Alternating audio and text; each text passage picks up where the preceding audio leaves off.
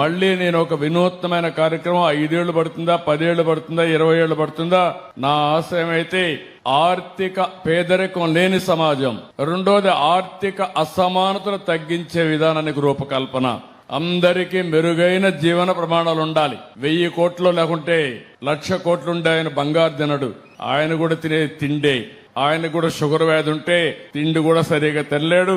కనీసం మీరు తిరిగి అరిగించుకునే శక్తి మీకుంది, వాళ్ళకి ఆ శక్తి కూడా లేదు. అందుకే అందరికీ సమాన అవకాశాలు ఇవ్వాలి. నేను ఇక్కడే ఉండే మార్గదర్శిని కోరుతున్నా, తమ్ముడు ఆ అమ్మాయి కుట్టు మిషన్ తో ఆపేయడం కాదు నా ఉద్దేశం, పిల్లవాడిని బాగా చదివించాలి. ఆ అమ్మాయి కూడా చిన్న వయసు, 10th క్లాస్ పాస్ అయింది.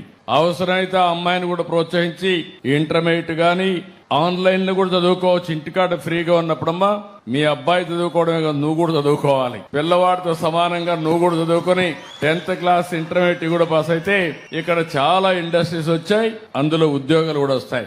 ఒక రోజు నిన్ను చూడాలనుకుంటున్నా, నువ్వు మళ్ళా టీచర్గా తయారయ్యి నీ కొడుక్కి చదువు చెప్పే పరిస్థితి రావాలనేది నా ఆకాంక్ష. అలాంటి వినూత్నమైన కార్యక్రమాలకు ముందుకు పోవాలి.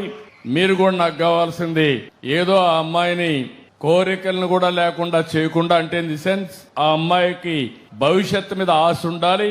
మీరు ఆ పిల్లవాడిని బాగా చదివించడం, ఆ అమ్మాయికి కూడా ఆదాయం వచ్చే మార్గాలు నిరంతరం మీరు నేర్పించడం, మీ కుటుంబంతో సమానంగా వీళ్ళని కూడా మీ తమ్ముడు కుటుంబం అనుకుంటారా, లేకుంటే మీ బంధువుల కుటుంబం అనుకుంటారా, మీ పిల్లలతో సమానంగా ఆవిడని కూడా పైకి తేవాల్సింది నేను కోరుతున్నా. అలాంటి ప్రణాళిక తయారు చేయాలి. ఓకే, తప్పనిసరి. నమ్మకమేనా? నమ్మకం.